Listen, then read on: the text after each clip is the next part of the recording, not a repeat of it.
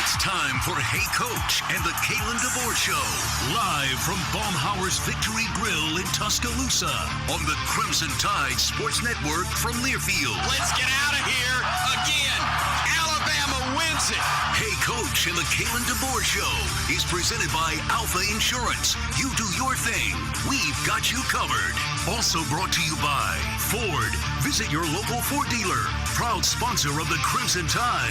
Everwood, the official treated lumber of Alabama athletics. Toyota. Visit your local Toyota dealer today. Toyota, let's go places. And by Bud Light. Easy to drink, easy to enjoy. Did he get to the first down? He did. Wow. Wow. Wow. Now, here's the voice of the Crimson Tide, Chris Stewart. Welcome, everybody, to Hey Coach, presented by Alfa Insurance, auto, home, life, business. Alfa Insurance covers it all. AlfaInsurance.com. A great night once again at Baumhauer's Victory Grill, and our show brought to you by J&J Apparel. It's your trusted source for Bama gear. New Alabama hats, T-shirts, and polos arrive daily. Visit online at jnjapparel.net or shop their retail store at 1926 University Boulevard in downtown Tuscaloosa. RTR with J&J. Probably a lot of J&J apparel that will be worn for Alabama Gymnastics this year. Looking forward to seeing a packed house when the Tide competes at Coleman Coliseum. And we're going to talk about the Tide and the gymnast for Coach Ashley Johnston, as Bama's gymnastics coach, will be here with us, along with one of her standouts, Gabby Gladio, joining us on site as well. About 6:30, Coach Kalen DeBoer will be here. And man, have we got a tandem of players with him this evening. Both running backs, Justice Haynes and Jam Miller, will be here with Coach DeBoer, and we're looking forward to that in the final half hour or so of the program this evening. Do want to remind you, Tide fans, if you're coming to Tuscaloosa for Saturday's game against Mercer, be sure to join us at Vector Security Champions Lane. That's the best pregame fan fest in the country. They'll have the music starting early at 9. Our pregame radio broadcast coverage starts live on the stage at 10 o'clock. We're also going to have the early games on the largest outdoor LED screens in Tuscaloosa. Autograph signings are there, food trucks, and, of course, ice-cold beer in Legends Lounge. That's where there's never a cover charge. We invite you to visit championslane.com each week to get more details. And, man, if you want to look good while doing good, stop by the Wall Mobile Barbershop on Champions Lane before the game on Saturday. For each beard trim, Wall will donate $100 to charity. Are they trying to tell me something with this whatever this is I'm trying to work on, that it may be trim time from Wall? $100 going to charity for the beard trim. So stop by and see them at the Wall Mobile Barbershop on Champions Lane. Also, Game Day Done Right is the exclusive provider of reserved tailgating opportunities for the University of Alabama. It offers packages for all group sizes for a single game or for the entire season. Visit them at GameDayDoneRight.com. When we come back, we're starting things off with gymnastics. Head coach Ashley Johnston with us next on the Crimson Tide Sports Network from Learfield.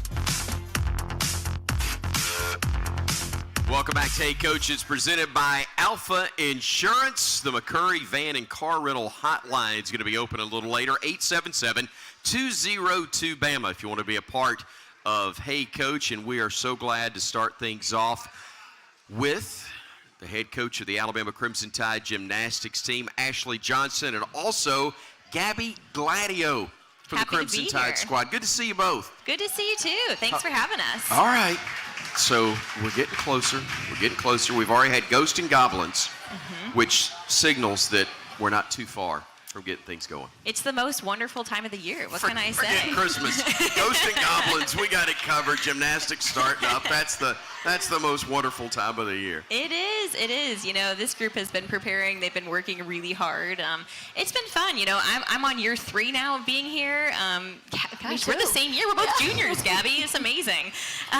You know, so it's really fun to see this team just kind of elevate their standard year by year. And so I've got to say, I've never had a group that collectively is more driven to just raise a standard of excellence. And it's really fun to see them working day in and day out. And so we're ready. We're ready for the lights to go on, to go out in the arena and finally show off what we've been working hard for. We hear this all the time in so many team sports, and I don't guess I've even asked this of you, but Gabby, is it one of those things where you have to make sure you're not ready too soon for the start of the year? I mean, is there such thing as, I would imagine, pacing yourself in gymnastics as there is in anything else? Absolutely. You want to make sure you peak at the right time, and that's what we've been talking about, and Ghosts and Goblins was a really good starting point for us. It was really exciting to get the whole team out and have our first open intra-squad with an audience, and it gave us and the freshmen a great sneak peek of what it's going to look like come January. And we're trending in the right direction, you know, through deep dives, video reviews, corrections from scores, and I think this team is so eager to get going and really motivated, and so I'm so excited to see what January brings. Ashley, what does film study look like? You know, it's funny. I would say it's actually our first year where we've fully introduced this idea of video review. You hear that all the time for other sports, right? That's a normal part of their training process. But for us, you know, we're judged on a perfect scale. We're trying to get a 10.0. Right. And it's so hard to work day in and day out and to see that score come up and you're at a 9.85 or whatever it is. And so we use that video review time to kind of dissect and analyze the details of what is that gap of good to great? What is going to help take us those little half tens to maximize our ability to score a 10?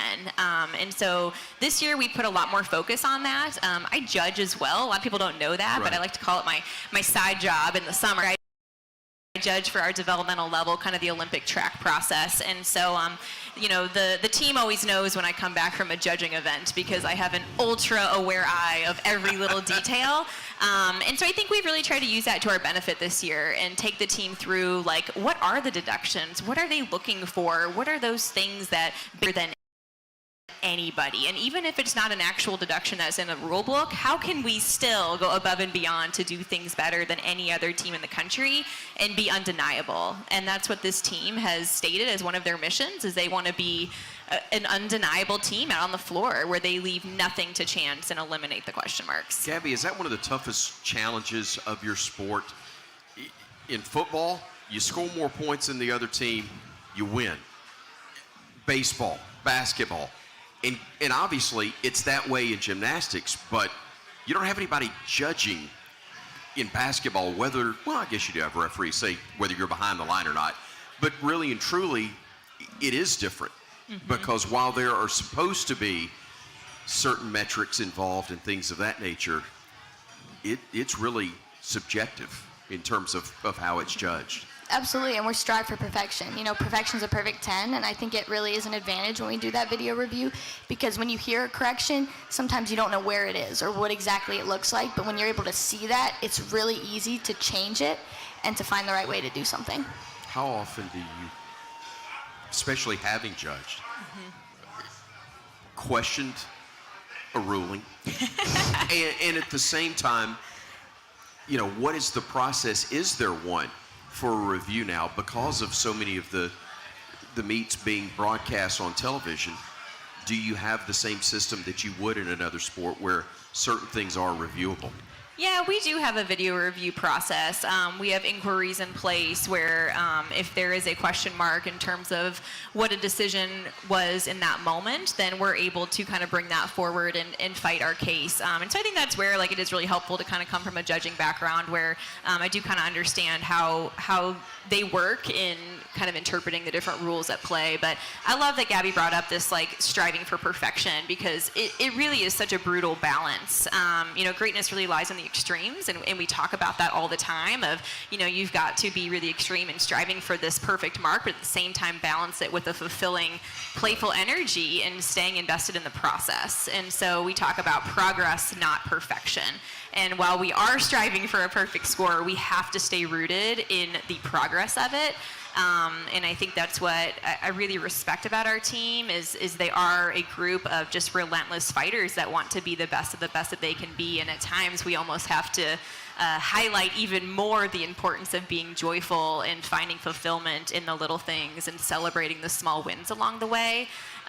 Because you can really drive yourself crazy if you get too caught up with being perfect. And so I'm proud of them, of how they've bought into really our mentality of having a fierce joy approach, being passionate and fiery and balancing it with a love for the sport and a love for each other in our family is what we've called it.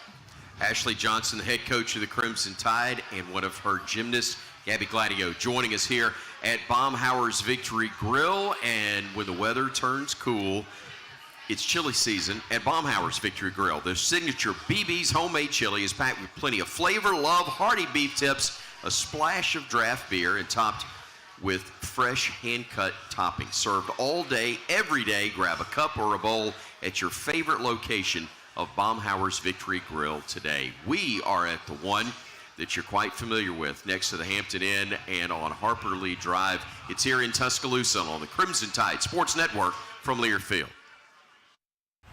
Welcome to a raucous Coleman Coliseum in Tuscaloosa, Alabama. This is about to be a massive rotation score once again. And exactly what the Tide needed in their final routine of the night. Build our culture, to build our gymnastics, to build the people, to be ready to take on any challenge. What an unbelievable match. Absolutely beautiful.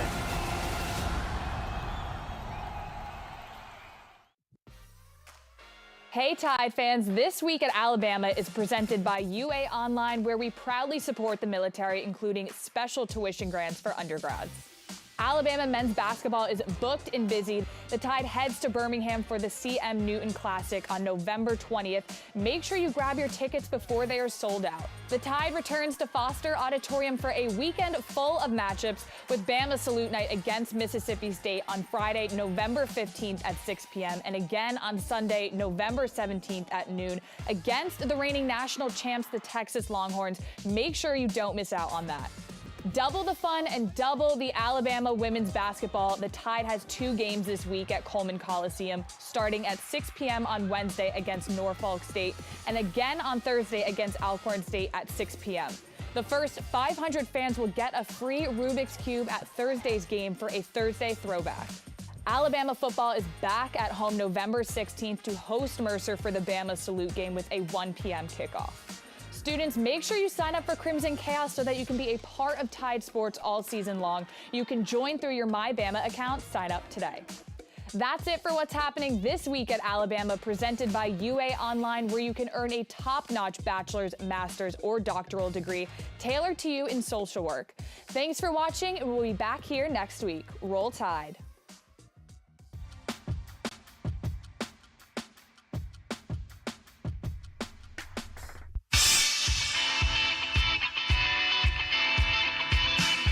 Back on Hey Coach, presented by Alfa Insurance. I'm Chris Stewart, along with Ashley Johnson, the head coach of the Alabama Crimson Tide Gymnastics team, and one of her great student athletes, Gabby Gladio, joining us as we continue Roll Tide Jerky. It's Alabama's newest tailgate tradition. Proceeds from Roll Tide Jerky help fuel Crimson Tide athletes. It's coming to a store near you and also online at rolltidejerky.com. Roll Tide Jerky, where passion and protein collide. All right, Coach, we're getting, again, closer and closer to the start of the season, but recruiting never ends. Talk to me about what's just happened with signing day for your program, what that looks like, and what's transpired with the program. Yeah, today is actually signing day, so it's been an incredibly great day for us. We have 2 signees up to this point. So Mackenzie Matters, she's coming from Pennsylvania, is just an amazing gymnast. She'll bring all-around experience to the table, but is specifically strong at vault and floor, I would say. And then Jasmine Colley, coming to us from Orlando, again brings an incredible amount of all-around experience to the table. Truly can be just a star on any and all events. So while they're amazing gymnasts, and that's usually the first thing that we're looking for, once we actually get the chance to get to know them and really figure out who is the right fit to bring into our family, I think what we were most impressed with is the type of humans that they are. Mackenzie really embodies the service kind of pillar of our program, really invests back into the community, and is amazing in how she gives to others. And Jasmine, one of the things that stood out at me, actually most recently I went into her gym to recruit, and she came in with a leadership initiative, got her team on board, was playing a game, onboarding them, and just speaking like a seasoned veteran leader. And for me, that was so cool to see somebody who's a senior in high school and already showing just such amazing leadership qualities. And so both of them bring amazing gymnastics, and they're incredible humans that really embody what our family is all about. So we can't wait to have them join us.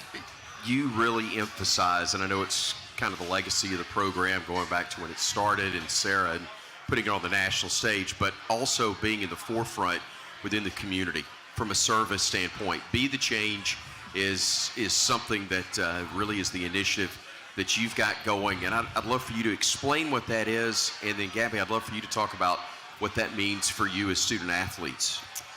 Really going back to my experience in competing here with Sarah and David Patterson, I witnessed this incredible perspective change that shifted my whole mindset for gymnastics. It changed the I have to do this to I get to do this. Right. And seeing Sarah bring the Power of Pink movement alive across Alabama and even beyond that was just so life-changing for me. To invest back in something so much bigger than myself is, I think, what was the difference maker for our culture. It allowed us to be on the biggest stages, compete with the best in the country, and understand that there's so much more than this moment. And so it allowed us to just compete big and be free, knowing that we're just a small part of the bigger meaning behind all of this. And so fast forward to stepping in as the head coach here, I wanted to continue to celebrate and highlight our Power of Pink movement while also creating a new initiative. And so as I spoke with our different athletes, they were so passionate about different causes, which I loved, but I was like, how are we gonna do all of these? I don't know how, to call it one thing. And so be the change you wanna see in the world is really what just kept coming to my mind, a way to provide a platform and an environment for each of our ladies to bring forward their passion for how they wanted to be the change in our world, in our community. So we actually dedicate an hour every single week where athletes give back to, it might be a school, it might be a nonprofit organization. So some of them work with kids, some of them work with, I know there's ladies that have passion for working with veterans, and just being a role model for people that are looking for a mentor, an encourager, somebody that can just be a difference maker in their day-to-day. And it's just been neat to see the stories that have come out of that. All right, Gabby, so tell us what your charity is. What do you try to be involved with and help? Right, so as a student athlete, you have so many opportunities, at your fingertips, but it's so nice to have the opportunity to give back to the community. And so I volunteer at Tuscaloosa Magnet, and I go into a middle school classroom, and I help the kids do their math homework. I help them with the games that they're playing.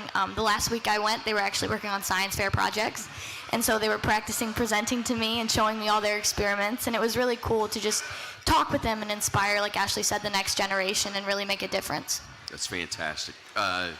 Look, there's one more event this fall where they can see you compete. We've already had Ghost and Goblins, but Crimson and White is when you're really getting down to business. That's coming up December 6th. It is, yes. We're so excited, and Ghosts and Goblins was a great first step for us, but this will actually be the first time that we really get in the competition arena, and you get to kind of practice that competitiveness when the lights are on. It just feels more real. The videos are playing, and I think one thing that we really want to practice is having a rowdy crowd in the stands. You know, we have an amazing matchup of competition, so please get your season tickets, everyone.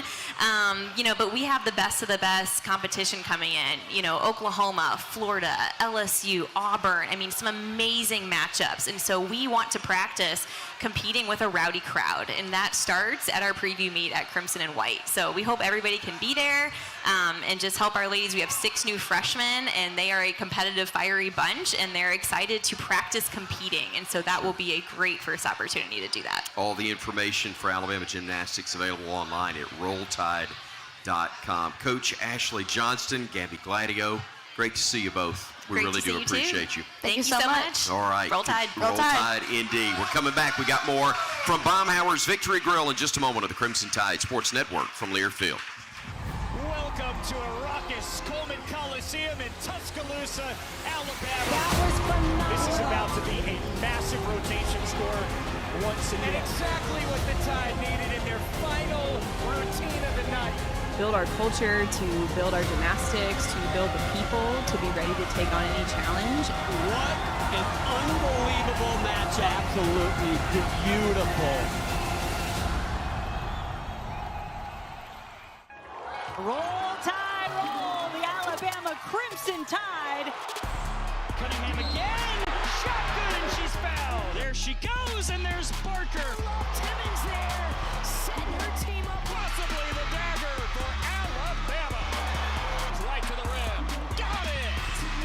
Kicks. Nye, right corner three. She hits it. Nye steals the inbounds. Left side to Timmons. Layup good. It's a 2-point game.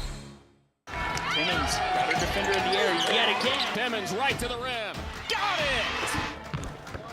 There we go. She's a phenomenal competitor, and she's just a joy to coach every day. Before I got into like Tide Productions, I kind of like slacked a little bit with my YouTube. It wasn't the best. Now I'm able to use the experience that Nick has taught me. So kind of just try to show people, you know, my outside life and what do I do outside of basketball. So today we have a photo shoot and video shoot. So I'm gonna have y'all see what I do behind the scenes.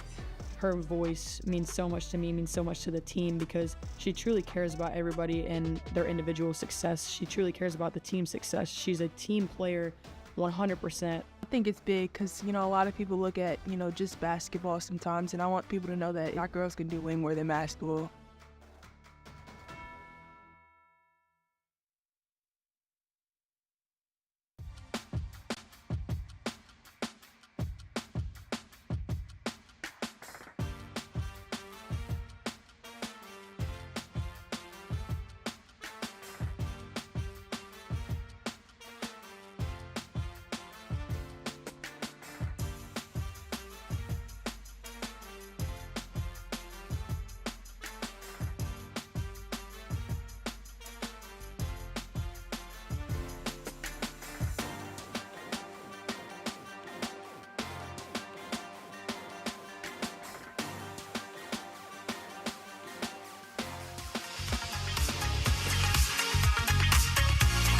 Stay cool this season at Bryant-Denny Stadium when you purchase a limited edition Bama Yeti. These custom Yeti cups are available on game days only at Champions Lane. Visit championslane.com to get more details and elevate your game day with Yeti. Also, Alabama men's basketball is playing on the road at Purdue. They'll be in West Lafayette, Indiana this Friday night. But next week, in fact, it's 1 week from today, November 20th, the 4th annual CM Newton Classic is taking place. 8 o'clock tip at Legacy Arena. Alabama taking on the Fighting Illini of Illinois, the second-ranked Crimson Tide, playing in what is Bama's 8th neutral site appearance in Birmingham since 2016. You can get your tickets online right now, cmnewtonclassic.com. That's cmnewtonclassic.com. The Crimson Tide and Illinois squaring off next Wednesday, 1 week from today, in Birmingham at Legacy Arena. We're coming back with our Everwood Performance of the Week, and we're inside 10 minutes away from me, joined by Coach Kalen DeBoer right here on the Crimson Tide Sports Network from Learfield. On D first. Go, go, go! Faster! Take it up here, Mark, perfect. Take it up here. Yeah, Sears, straight back. Good, perfect. This is probably the most intense practices I've been in my life. Coach believes in the blue collarness of the program, and so the hustle and the effort is rewarded. Guys are competing for each spot. You had some dives or something? Bro, 23. Competing on the day, trying to get as many wins on the day. So we have to go in and with the mindset that every day we're trying to get better. Welcome into the show, LeBaron Philon. Good to see you and welcome. Ever since I got back, I've been enjoying the process. You can't beat great teams if you don't play them. Let's schedule the good teams. Mark Sears brings it ahead with 8:34 to go. Throws the line in the flush for the big red dog. Great job getting stops and rebounds and pushing. That's how we play. The expectation is definitely to win the SEC tournament and then win the national championship.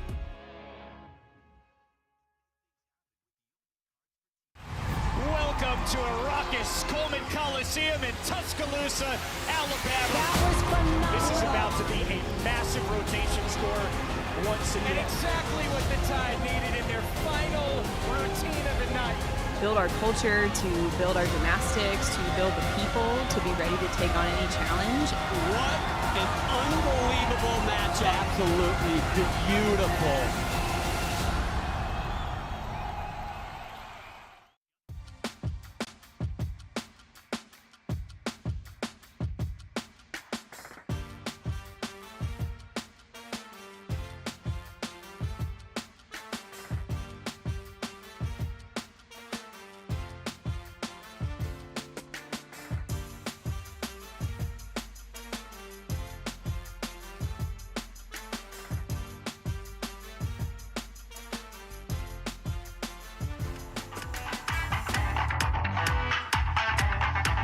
The Everwood Performance of the Week is presented by Everwood, the official treated lumber of Alabama Athletics. Everwood, wood treated right. The Performance of the Week goes to Bama quarterback Jalen Milroe. Picked up multiple weekly honors following his standout effort at LSU last Saturday. Jalen began the week being named the Reese's Senior Bowl Offensive Player of the Week and earning SEC Offensive Player of the Week recognition Monday morning. Later, it was announced he was the AP National Player of the Week. And on Tuesday, the Maxwell Player of the Week honor and the Walter Camp Offensive Player of the Week honors went to the Katy, Texas native, who was also named the Earl Campbell Tyler Rose Honor Roll, and O'Brien Great 8 of the week list last week. Again, that's the Everwood Performance of the Week. Everwood, wood treated right. When we come back here, we do want to remind you that you can get game day ready with Alumni Hall, your ultimate Crimson Tide shopping experience. Shop Nike, top brands, tailgating gear. Head to Alumni Hall, Midtown Village, or shop alumnihall.com. As you spend $150, you'll get 10 in rewards for your next purchase at Alumni Hall. Coach Kalen DeBoer with us next from Baumhower's Victory Grill on the Crimson Tide Sports Network from Learfield. All right, just real quick, I want to honor our rare Tide here for this week. Okay, you probably see Eddie Conyers in the building. When you walk in, the reason he's here is he helps set up our officials that we have in practice every single day. Guys, can I tell them how old you are, Eddie? 96 years old. 69, yeah, okay, go 96 years old, okay? And the thing about Eddie, he got hired here, Coach Bryant, okay? Coach Bryant back in 1962, I wrote down. Is that correct? That's correct. Brought him in to do the job he's doing now. For you that want to do the math, 62 years, right? Yes. 62 years, okay, of helping us have officials here. 12 national championships over that time.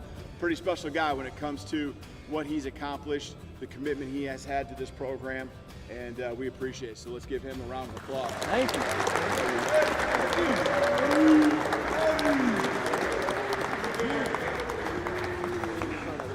Appreciate you, Eddie. Yep, go ahead real quick. Fellas, I've called penalties on Heisman Trophy winners, Devontae, Joe Namath. I've called penalties on players for a number of years. And I want you to know the very last penalty I'll ever call on this field is on Coach DeBoer for the heart attack he nearly gave me last Saturday.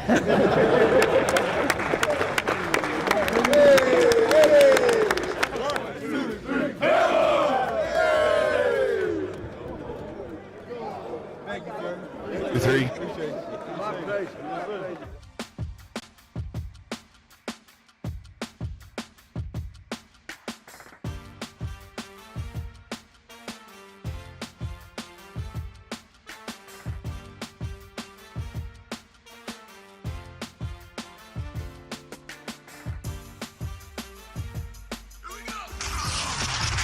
whole time.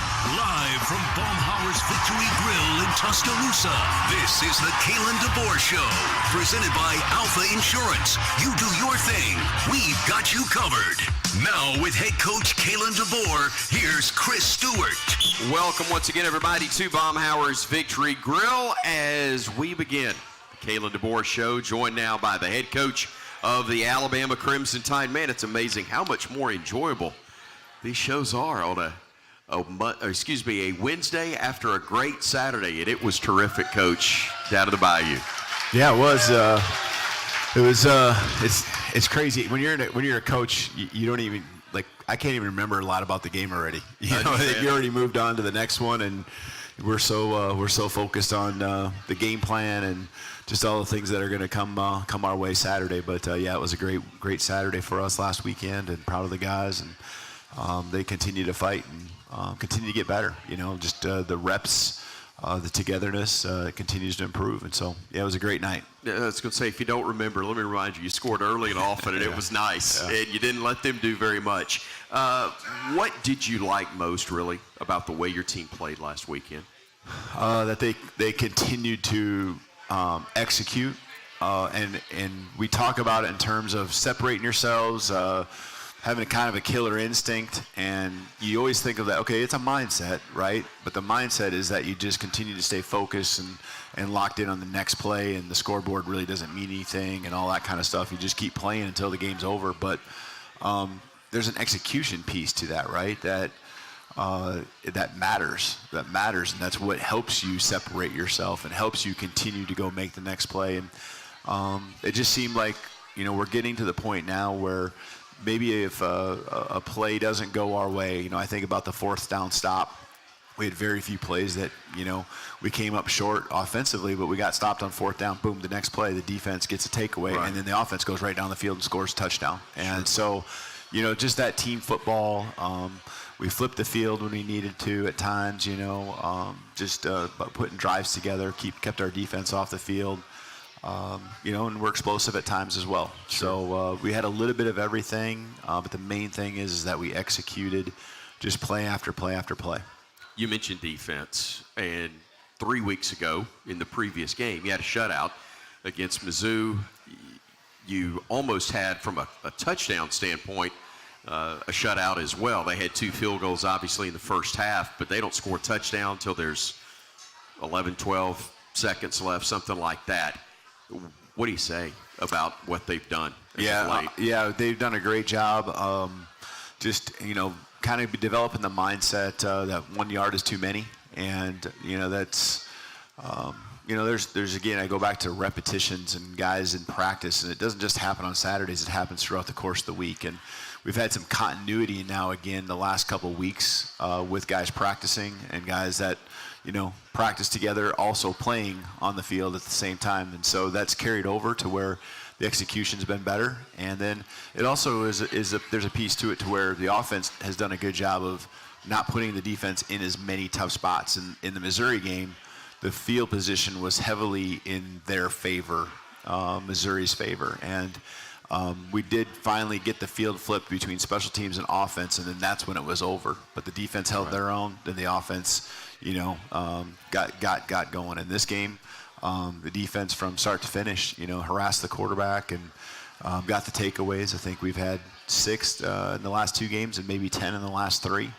And you're going to win a lot of football games doing that, especially when we haven't turned it over in the last 2.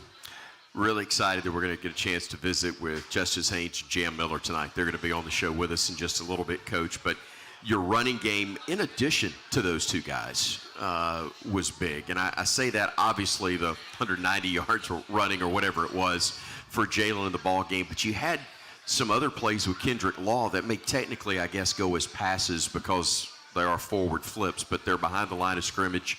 They're, in essence, runs where he had success as well. And it just looks like you've got a lot of options and a lot of success in a lot of ways running the football right now. I think the couple of them anyway were still actually handoffs, and so but you're right. It was run plays for K-Law, and then reverse to Ryan that I remember. And so some of those plays added to just what we were doing. We were able to hit inside with some things. We were able to hit outside, get the defense running sideline to sideline, and then cut the defense at times with Jalen and the running backs hitting downhill run plays. Right. And you basically referenced it there, but some of those quick throws to the edge, those are almost extended handoffs too, aren't they? Those two. Yeah, the bubble screen early on a third down to Kendrick was really, really big, the first drive of the game, and something really simple, but, knew that LSU on third down would want to pressure. And whether they were pressuring or bailing out of it, we just knew that there was going to be some one-on-one opportunities, and the blocks on the outside were done extremely well. The throw, the catch has to be executed, and I think it was a 3rd and 9, and we just threw a bubble screen out there. Right. But that was part of the game plan, is just getting the ball in those moments in his hands. Just a lot of small things, and when you do the small things right, big things can happen, especially when you got athletes like we have. You had so much great that happened. You had one little bit of misfortune, Coach, when it seemed like, unfortunately, it rained the hardest that we saw it the whole night when the ball was in the air from Jalen Milroe to Ryan Williams. And the throw was great. Ryan was there. But, man, looking back up in a downpour like that as it was in that moment, that's the only thing that kept it from being a 21-3 lead, I think, at that particular time of the ball game. Yeah, it was kind of off and on there a little bit right before that. And I think we did go to I think it was after a stop, wasn't it? Was it? It may have been. Or there was some type of transition there where there was a delay, and we had the play called, and I do remember thinking, gosh, it seems like this rain's coming down a little harder, but you see the official looking there with his hand and covering the ball, and so you're processing all that. When you have a dry ball, I mean, it can be raining hard as long as you have a dry ball and you get the snap to the quarterback. And a lot of times it takes away your tempo, it takes away some of those things because you're playing with the same football over and over. But that did cross my mind, and I don't think it really had as much of an impact. But it certainly, we just missed. You led me into what I was going to ask you, is how much of that does impact your strategy, your play calling, especially early in the game. We talk about, or we hear about, scripted plays the first however many there are. Well, that was a play that was later, in the, right? But that was a play that was certainly in our whatever we would call openers, and you script kind of your first and second down plays. You know what your first, third and medium, first, third and short, first, third and long, first, fourth down.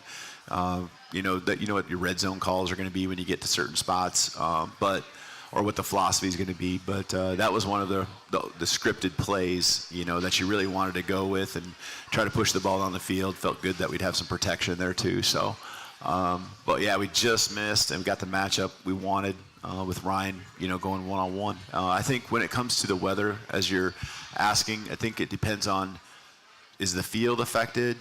And how hard is it coming down, as far as holding on to the football. But if the field's affected, sometimes it favors the offense. Because the offense, especially on a route like that, is on the run. You know where you're going. The defense has got to backpedal, turn, and take off and run and accelerate. And so there's some philosophical things I've developed over the years that I reminded our coaching staff.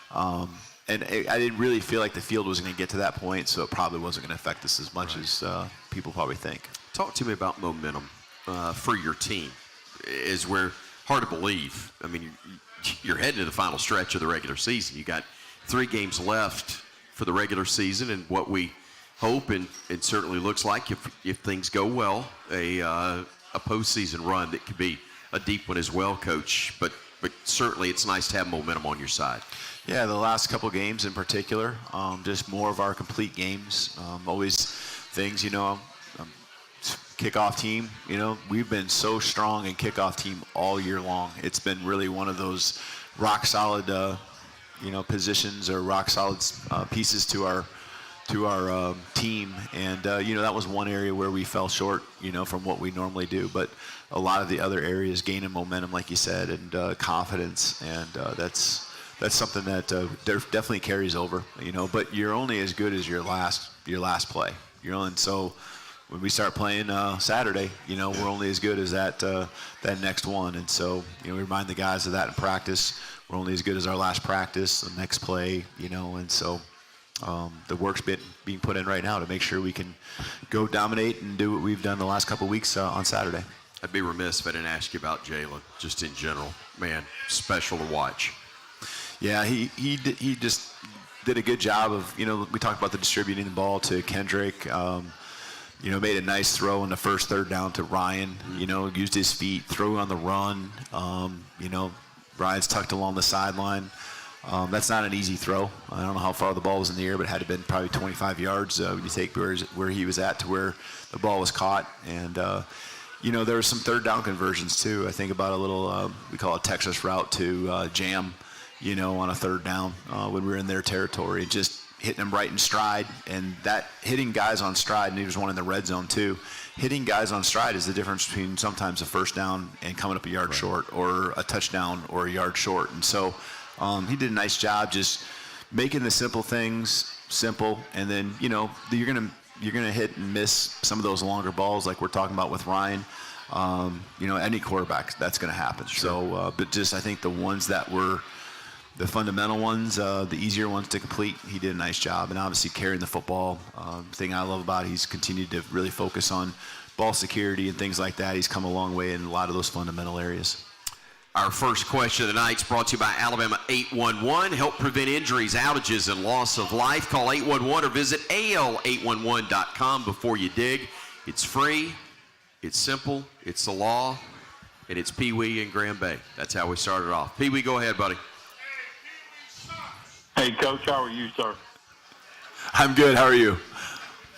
I'm doing good. Coach, that was an outstanding game to watch as far as, you said execution was done in all phases of the ball except for the little hiccups on the special teams, but especially the offense and defense. And I wanted to kind of highlight one play, which was Jalen's 72-yard touchdown run. We didn't allow any pressure come in from the inside, no penetration. Wilkin was able to seal up his end of the line, which allowed Tyler to come and get the kick-out block. Justice led up in the hole and got just enough of the safety to let Jalen get free, and K-Law ran down the sideline side by side with his defender, keeping his body in between him and Jalen. And that couldn't have worked no better. That was a thing of art, and it was a joy to see. And then I just wanted to have one question, if I could. I know that Jaden Roberts went out, and I think I heard Holly Rose say that he would have been able to come back in if he had to. And I was just wondering what his status was. Yeah, you bet. I'll work backwards there with J-Rob. He could have come back, and we just didn't want to push it. And he's a guy that's going through the week, just like a lot of football dings that you have. He's working through the week and doing everything he can to get on the football field Saturday. And so I think it's promising that he'll be available, ready to go in some capacity each day. And it's amazing what 24 hours can do. We still have not 72, but we still have over 48. And so, he'll continue to get better there. But Gino's done a nice job too, and that's where we feel comfortable. Obviously, you tap it into your depth a little bit when you put the next guy out there. But, the offensive line and the little bit of rotation we've had, they've all done a nice job. And collectively, they've done their job. The thing with that run play, it was just great execution all the way across. With that motion we ran, there was a box that was a little bit fuzzy, but you knew that when the running back went out, that one of them was going to come out of there. And that's what I think is the difference when you're in week 1 or 2 or even 3 or 4, and now where they've seen enough of those reps to just trust that something's going to happen. And when that adjustment happens and one of those backers flew out of the box with it would have been Jam, I believe, when Jam motioned out, that it would clean itself up a little bit, but you got to hit that all in the run. And then Right. you're blocking, and there's some down blocks, and like you said, there's a kick out block. And then Justice, just with his patience, knowing that the guard's going to kick out and that we're going to be able to lead up through there, and him taking it head on. And I've seen some of those blocks in practice where the running back, or in this case, Jay Mill, misreads how that block happens, and you run right in the back of the guy. Right. And just rep after rep after rep, you can see these things happening where you talk about it over and over. And it might be the tackle pulling with the running back behind him, and now this time it's Justice pulling with Jay Mill behind him. But you learn from the reps that you see, you learn from the reps that you get a chance to practice, and certainly that's the difference in moving the chains or a 72-yard touchdown. So proud of the guys in the execution. Great stuff. We want to invite you to ask Coach a question tonight, giving us a call on the McCurry Van and Car Rental Hotline at 877-202-BAMA. We also have our AL.com Alabama Football Facebook page questions coming up, as well as a couple from here in the audience as well. Still to come, Jam Miller and Justice Haynes joining us on the Kalen DeBoer Show. Coming your way right after this on the Crimson Tide Sports Network from Learfield. This matchup here tonight at Coleman Coliseum between the second-rate team in America, the Alabama Crimson Tide, and the Cowboys of Ladies and gentlemen, this is Alabama basketball. And we are underway from the home of the Tide, Coleman Coliseum. Backdoor look is to Nelson. He throws it home, and a great start for Alabama. Sears going downhill into the lane, hits the trailer Nelson. Spots up, three, bottom top. They give it back to H. Three, in and out, no good. Put back, good though, by Grant Nelson. Free throw line. Nelson, three, bottom. Grant Nelson, a pair of bank first threes. He will roll there. Philibert and Phylon, and Bama leads by 9 again. He will pick it up, finds Reitzel again. Let it fly, big fella. Timeout, Will Wade and McNeese. Bama up by 9, trying to add to it. Sears at 4, at 3, at 2, at 1. Got it to go. And the half ends with Bama taking a 41-30 lead into the locker room. Thought about a 3, instead drives, dishes Nelson, back to Mark, right corner. Goes baseline, swings a pass to Reitzel. Far side 3. Over Sears. This is Amori. Hammers it down. Timeout Will Wade. After the Alabama run, Garcia rejected by Amori. 1. Bama wins it. Wasn't a thing of beauty, but a win is a win. It's 3-0.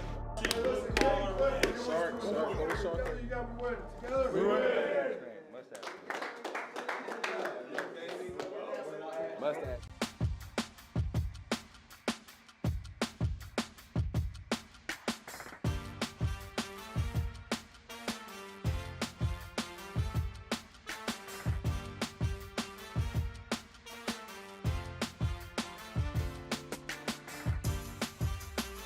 Furthest of the three wideouts on that side of the formation. Hand off, no. Keeping it himself, Milrow, 30, 25-foot race, 50, 10-5. Touchdown, Alabama! Jalen Milrow, 39 yards, and Bama gets on the board first. Hey, Coach, and the Kalen DeBoer Show are presented by Alfa Insurance. Auto, home, life, business. Alfa Insurance covers it all. AlfaInsurance.com. We're enjoying ourselves here at Baumhower's Victory Grill in Tuscaloosa. It is the home of the Kalen DeBoer Show. Coach signing a few autographs and taking some pictures here with the crowd that filled it up once again here at Baumhower's, and we're glad you've done so. Hope you'll be at Saban Field at Bryant-Denny Stadium this weekend to fill that place up. It's a 1 o'clock kick. We go on the air with our pregame coverage starting at 10 a.m. on Saturday morning here on the network, so hope you'll join us. And again, when you make your way to Tuscaloosa, get there early. Check out Vector Security's Champions Lane, where all the fun's taking place pregame, not very far at all from the Walk of Champions, where you'll have a chance to see Coach and the team arrive, but our stage is there. And again, we start at 10 a.m. with our pregame coverage of Alabama and Mercer. Coach, tonight's first question from our AL.com Alabama football Facebook page is from Tyler in Crossville, Alabama. He says, Coach, I feel like our tight ends never get much credit for their blocking ability. Can you comment on their improvement as a group this season? That's from Tyler in Crossville, Alabama. Yeah, without a doubt, they're critical, and there's times where just kind of the ebbs and flows of a season. They've had some times where I think early in the season their blocking was really critical, and then there were some times where they got the ball in the middle of the season a little bit more, and in the last couple of games, again, they've they've been big in the run game. And C.J. Dupree and Robbie Oots, Josh Cuevas in particular, those three guys, kind of a three-headed monster there, rotating. They, just like I talked about earlier with the offensive line and reading blocks, there's just some critical point of attack type of things that they're involved with. And that execution, the fundamental things. I was just watching a play actually today, I don't want to talk about it, and the footwork by Robbie Oots, and just the way it was technically done. It was just really impressive, you know. And it's that you always think about, okay, big, strong, and yeah, that's what he is, but just the fundamental, like the footwork that he was using, the attention to detail that, you know, Coach Brian Ellis uses, and that translating over, and you know, the improvement that he's made from the beginning of the season to where he's at now. 10 years ago, is Robbie Oots a fullback in an offense, but he's a good enough athlete and player that in today's game he's a tight end? Yeah, probably. I mean, and you know, a lot of our tight end, in him in particular, he gets used in a lot of still like potential kind of fullback ways, but he also does a lot of the tight end stuff. Yeah. All right. Let's, Coach, we got a call from Chicago. Martha, next up here on the Kalen DeBoer Show. Go ahead, Martha. Hi, Coach. What progress have you seen from Bray Hubbard this season, especially these last two games since he's been inserted into the starting lineup? Yeah, for sure. Well, the thing about Bray is that he was preparing for this opportunity, you know, and we always talk about being ready, and whether it's in the game, you don't know when your big moment could be that you could impact the game, make a game-changing play, or in the season. And for him, you know, for a lot of guys, I think around college football, I'm not talking necessarily for our team, but a lot of guys think that they got to get on the football field before they can really improve and get to where they want to be and show what they're capable of. And for Bray, he's a guy that has gotten ready when he didn't have the chance to be on the field to take advantage of the opportunities he's now got the last 2 weeks. And so a couple picks and just his savviness, he's only going to continue to get better because reps do matter. And, you know, the repetitions he has, not just for himself, but the guys that are around him and the trust that they're continuing to build. He's paid attention to those details, you can tell, all season long. Coach, I think we got a question from here in the audience. We've got a youngster who's got a question for you, and if you would just say your name before you give the question. My name's Mallory Seville, and what is your favorite thing about Tyler Booker? Well, we might be here. This might take up the rest of the show. You know, obviously we see what he does on the football field and the way he just moves people. Tyler Booker wants to put every guy on his back every play. You guys see that.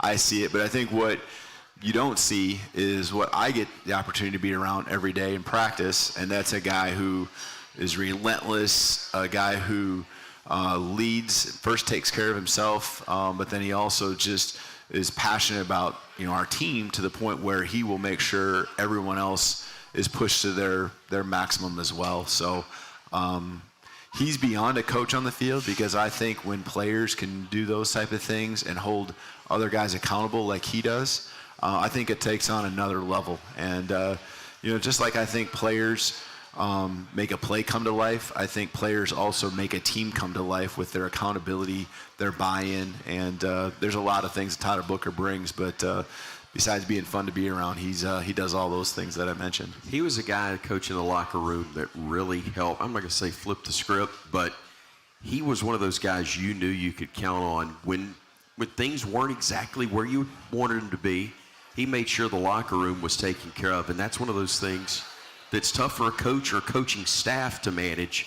You got to hope you have somebody like Tyler Booker to kind of grab that bull by the horns. Well, I think he's able to balance the things that you know need to be corrected and the things that you know are in process of improving. You're balancing that with still seeing the good that is happening and the progress that has happened and maybe just hasn't come to life through results. And so he was able to balance that and understand, like, yeah, there's things happening that are good, all right, but we need to continue to and keep positive about that. Right. Know that potential exists with our team, but also continue to emphasize how important the details are, how important continue to just go to work is. Because everybody thinks you ought to just go in and somebody goes in and rip snorting and raving and ranting, and sometimes that can splinter things more than it can rally the troops. Yeah, I mean, every guy is different in how they can be coached. Responds differently, and he has a good sense of his teammates. He has a respect that the players all have towards him, and so he's able to help manage that as one of our captains. Got sent on social media, Coach, a question from Carson in Chattanooga, Tennessee. Says, Coach, how do you handle success after a big win over LSU and avoid a letdown against Mercer? Is there anything you do specifically? That's from Carson. Yeah, I mean, I think, there's the 1-2 on our team, I will never question. Okay, so now it's just a matter of the moments that you go through and using the experiences. And I don't like saying lessons, because I do think that even when we've had some letdowns, it wasn't because letdowns in the results. It wasn't because we weren't going about our business the way it should be. But you understand that, there has to be everyone on their A game all the time, and especially when it comes to SEC football. And so they've been able to do that. They've been able to learn, whether it was from a year ago, 2 years ago, or just this season, if this is all they've been a part of, to know how to respond. And of course, I help guide them on those things. There's obviously a lot of ways that coaches motivate, and I think I've kind of learned what the gaps are that our team needs, because sometimes it isn't always that they need it.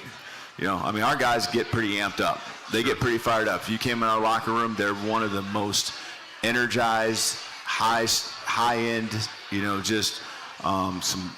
it's vocal. It's they're bouncing off the walls. Sometimes it's like, calm down a little bit, So, and then there's sometimes, too, you just kind of get a sense of like, okay, we're not right where we normally are, and now we do need that little push. But I think it always comes back to the week of preparation, and that investment helps you really feel good about the confidence, the energy, and then, you're not going to surrender when you put a lot of investment into, what you've done all week long to prepare. Coach, while we got a moment, let's pause 10 seconds for station identification. This is the Crimson Tide Sports Network.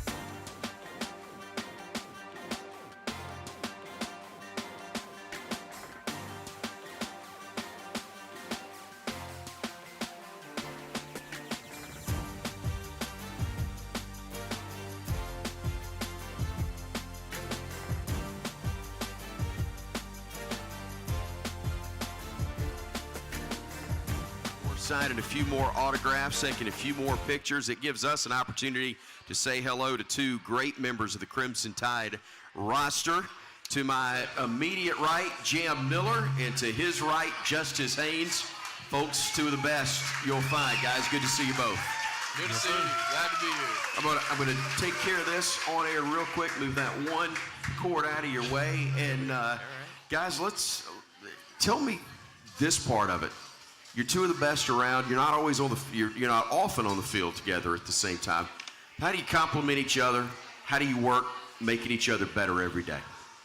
You know, we just go day by day, just iron sharpen iron. You know, so we all find ways to make him better. He found ways to make me better, and so we just go by that.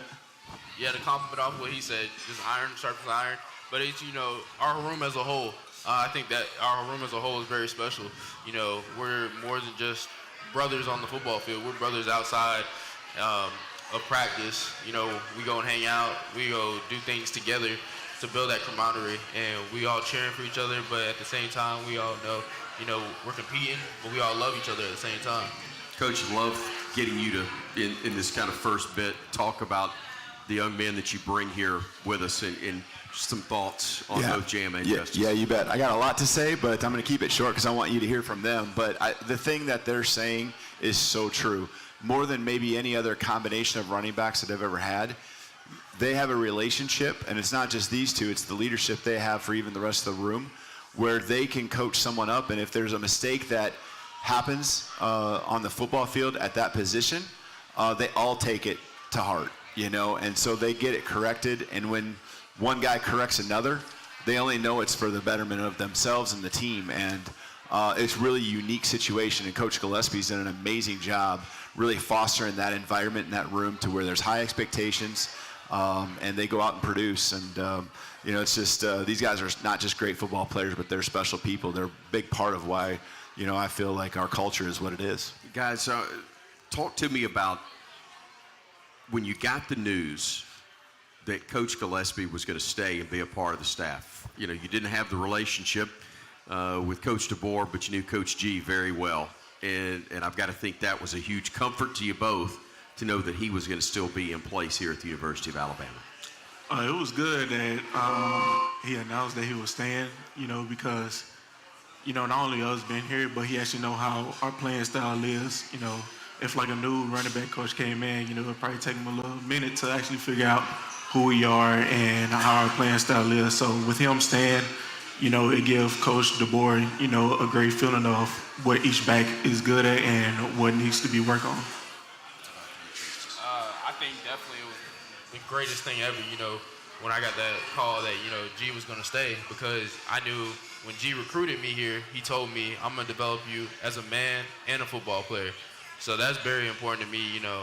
I knew I was going to get developed by Coach G on the field, but then off the field as well, you know, and just what he pours into us. He's not just a football coach, you know, he treats us like men, and he goes about it like men with us, and he keeps it real with us, and he develops us as men, because, you know, football only lasted so long, you know, and he's trying to get us prepared for all aspects of our life.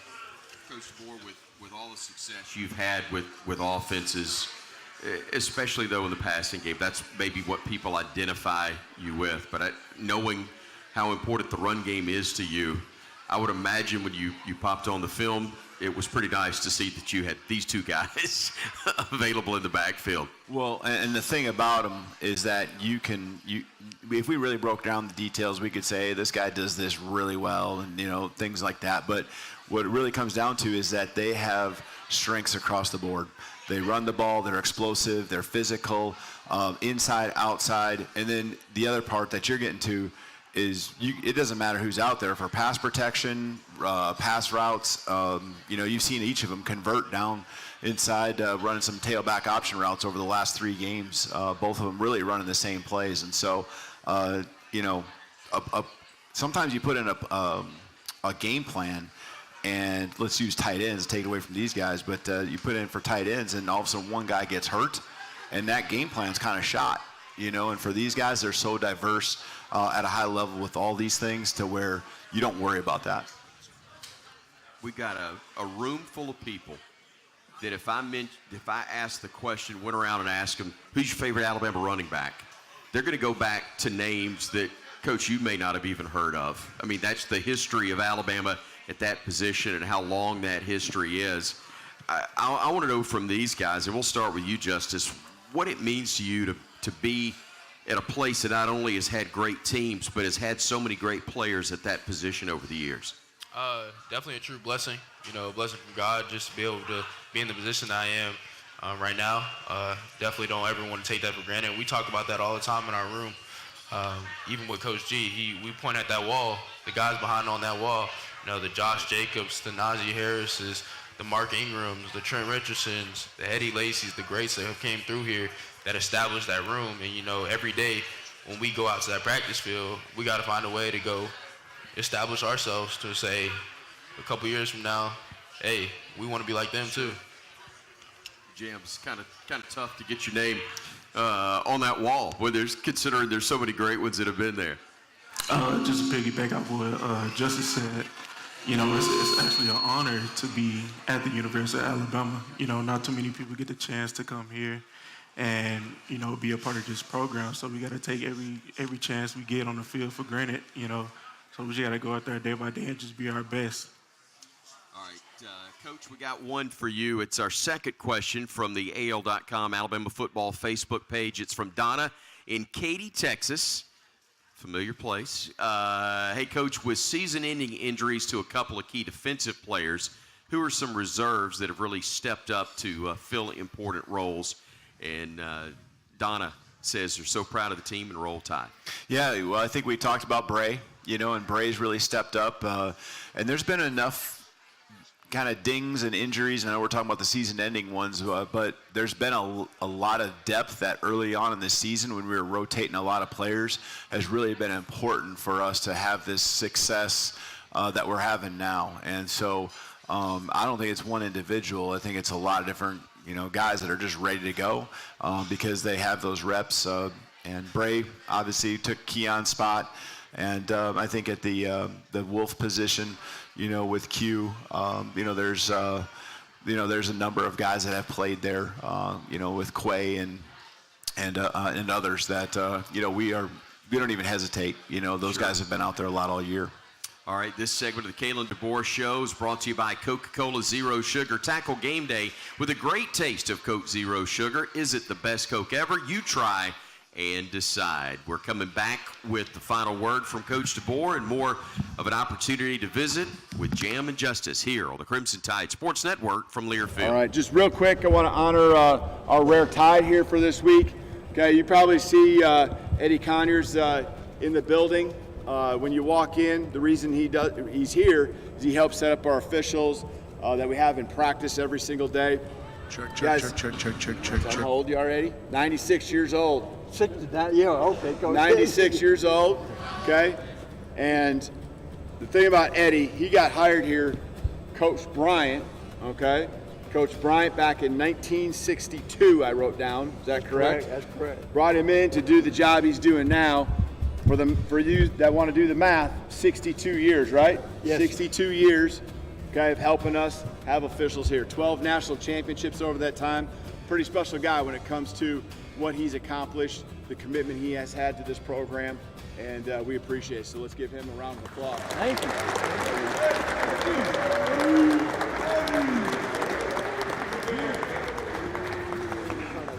Appreciate you, Eddie.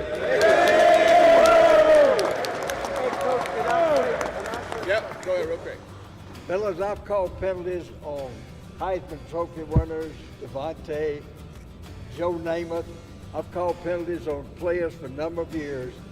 And I want you to know the very last penalty I'll ever call on this field is on Coach DeBoer for the heart attack he nearly gave me last Saturday.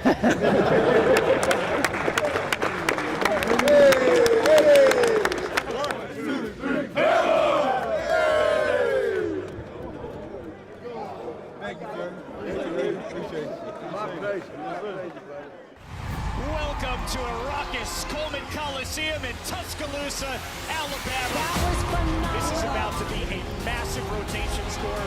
once again. And exactly what the Tide needed in their final routine of the night. Build our culture, to build our gymnastics, to build the people, to be ready to take on any challenge. What an unbelievable match. Absolutely beautiful. To 6 as we begin the fourth quarter of play. Josh Cuevas in the ball game for Alabama. He is split wide to the near side of the field. Milroe, quarterback draw, has room 30, 35, 40, foot race across midfield, 30, 20, 10, good night, touchdown Alabama. 72 yards, and Jalen Milroe sends a good bit of the 102,000 that were here at kickoff for the exits.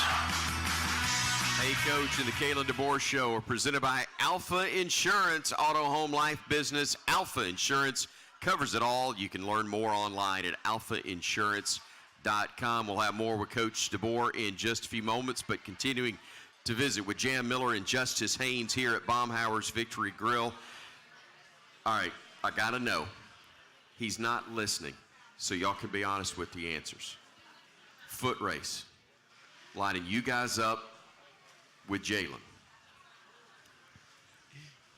First of all, we could make some money on NIL just selling tickets for that. But who's winning?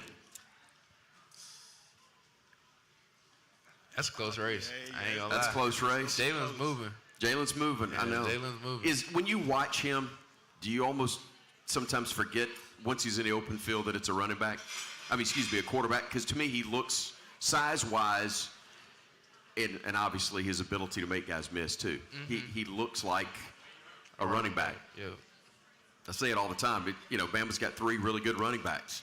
Well, you got more than 3, but I mean, you guys, kind of the two-headed monster at that position, and then with Jalen is pretty special, isn't it? Yes, sir. Definitely. What is it that you think makes a great running back? You don't have to identify yourselves, but what do you think makes a great runner at that position? And who's your favorite? Who do you model the game after? All right, so what I think makes a great running back, is first you got to have vision. So you got to be able to see the whole anticipation or reaction, contact balance. I think the game's all about contact balance, like breaking tackles, stuff like that, making people miss.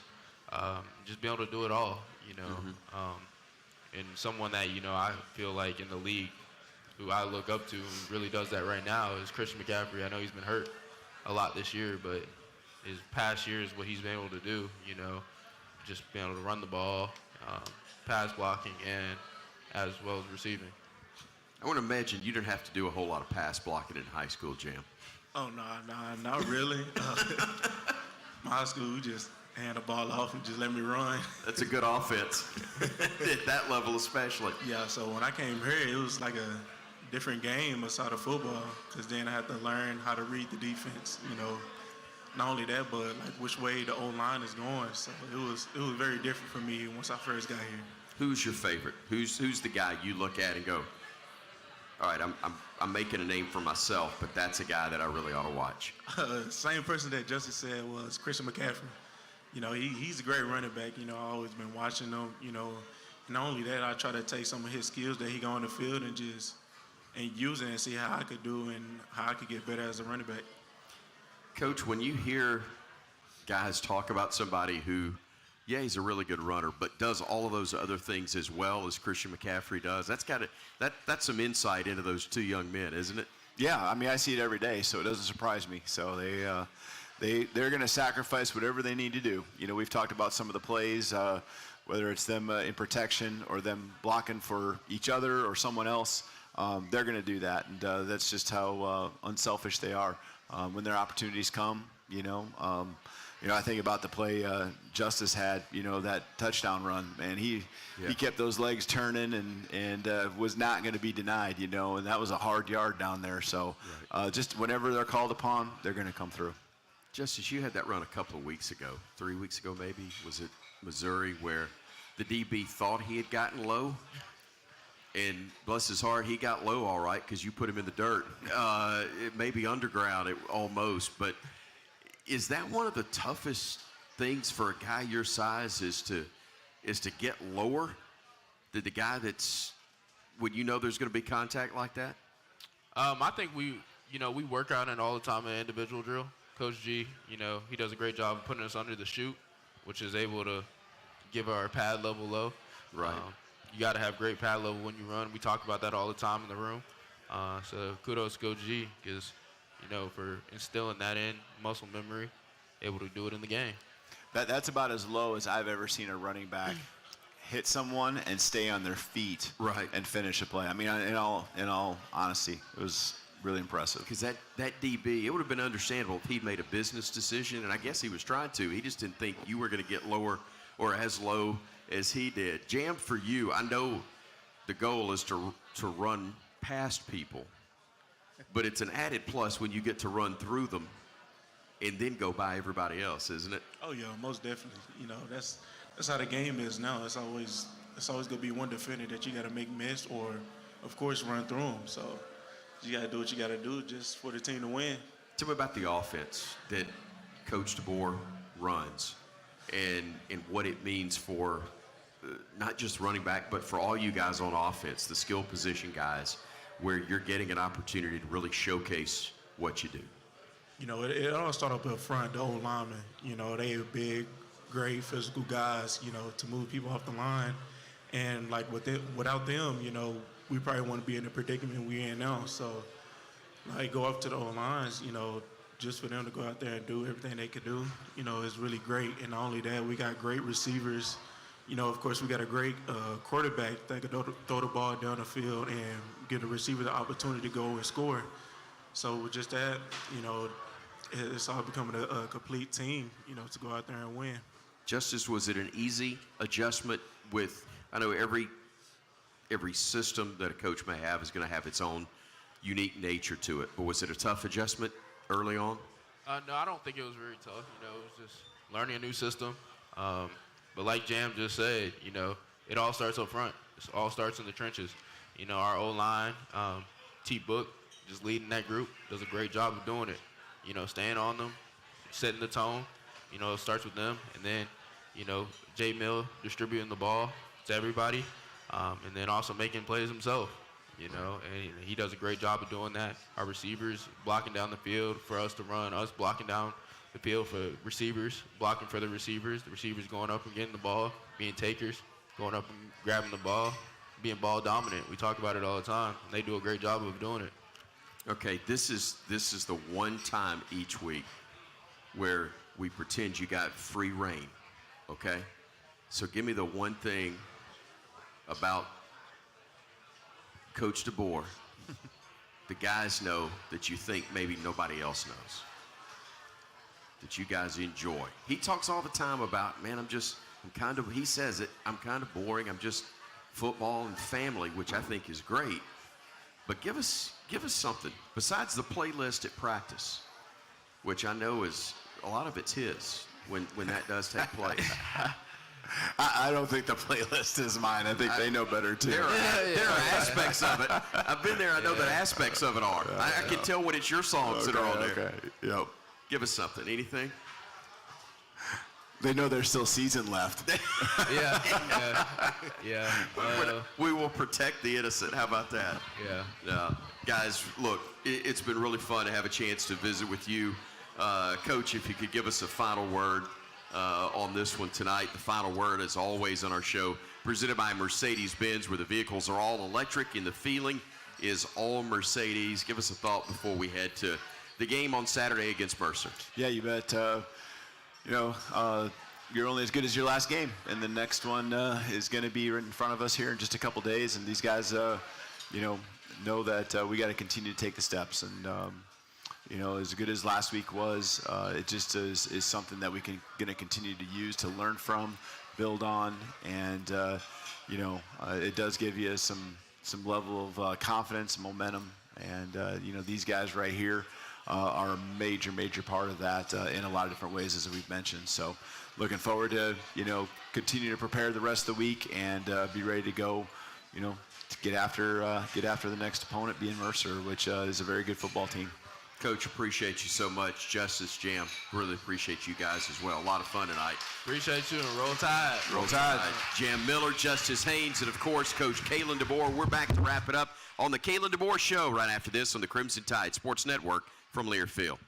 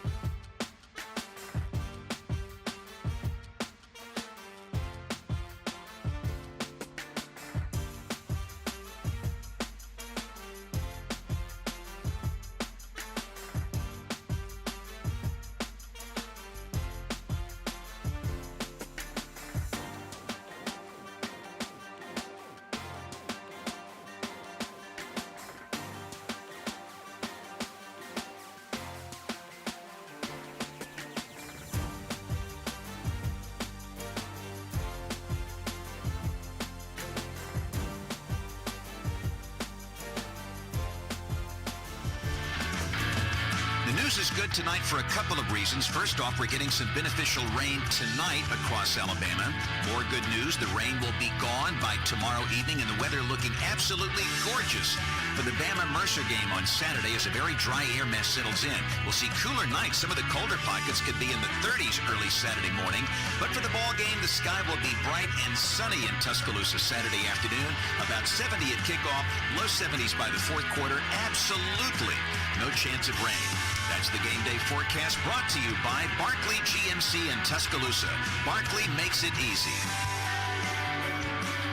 And man, it makes it easy to get excited about the weekend when you hear James Spann's game day weather forecast sound like that. Again, it's presented by Barkley Buick GMC in Tuscaloosa. What's on tap next for Bama is presented by Coors Light. Crimson Tide fans choose chill with an ice-cold Coors Light.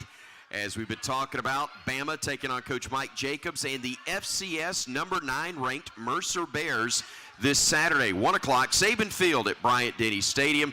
Crimson Tide Sports Network game day radio coverage will begin at 10 a.m. We are very much looking forward to that. And again, if you've got tickets and for whatever reason you're not able to be there, please make sure that they're in the hands of somebody that's going to use them. We need a packed house. These guys deserve it after a great couple of weeks, especially the one last Saturday in Baton Rouge against LSU. The Tide in the midst of another SEC championship race and also the national championship picture as well. So I hope we've got a great crowd at Saban Field at Bryant-Denny Stadium. Again, a 1 o'clock kick. Radio coverage on the network will begin at 10 a.m. A big thank you, as always, to Christopher Mobley for being a part of what we do with the Crimson Tide Sports Network. Christopher Mobley's the preferred luxury clothing provider of CTSN. You know, if you missed any portion of tonight's show, you can always catch it on demand on our Alabama Insider podcast. Download and subscribe wherever you get your podcasts. For all the latest Bama information, go online to the official website of Alabama Athletics. That's RollTide.com. The Vice President, General Manager of the Crimson Tide Sports Network is Jim Carabin. For our studio engineer, Jerry Kelly, our producer, Tom Stipe, and the entire Crimson Tide Sports Network crew, I'm Chris Stewart. Thanks for joining us. Roll Tide, and good night from Baumhower's Victory Grill.